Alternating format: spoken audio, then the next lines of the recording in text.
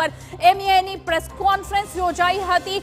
થોડીક મિનિટો પહેલા જ તેમનું નિવેદન સામે આવ્યું છે। પાકિસ્તાને સૈન્ય ઠેકાણાઓને બનાવ્યા હતા નિશાન। ભારતની જવાબી કાર્યવાહીમાં પાકિસ્તાનને પણ નુકસાન થયું છે। પાકિસ્તાન નાગરિકોને બનાવી રહ્યું છે નિશાન। પાકિસ્તાનમાં ભારતે 4 અટેક કર્યા છે।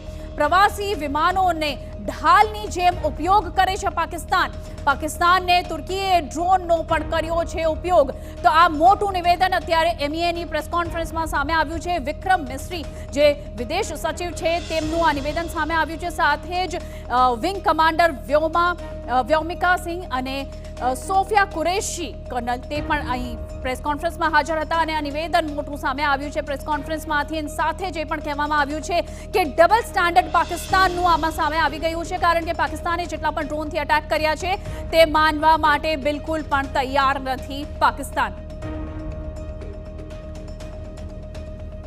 તો અત્યારે મોટું નિવેદન પ્રેસ કોન્ફરન્સમાં સામે આવ્યું છે વિદેશ સચિવ વિક્રમ મિસ્રી અને સાથે જ વ્યોમિકા સિંહ અને સોફિયા કુરેશી પણ આ પ્રેસ કોન્ફરન્સમાં હાજર હતા અને તમામ વિગતો દેવામાં આવી હતી કે આખરે કેટલા અટેક કરવામાં આવ્યા છે। અને સાથે જે પણ મહત્વપૂર્ણ જાણકારી સામે આવી રહી છે કે 300 થી 400 ડ્રોનથી તેઓએ ઇન્ફિલ્ટ્રેશનનો પ્રયત્ન પણ કર્યો છે અને અલગ અલગ તમામ ઠેકાણાઓ પર પાકિસ્તાન તરફથી આ નાપાક હરકત કરવાની હિમાકત ફરી એક વખત કરવામાં આવી છે અને પાકિસ્તાનના તમામ હુમલાઓનો જવાબ જડબાતોડ આપ્યો છે ભારતે અને તમામ જે તેના ડ્રોનના અને મિસાઇલના અટેક હતા તેને ન્યુટ્રલાઇઝ કરી દેવામાં આવી।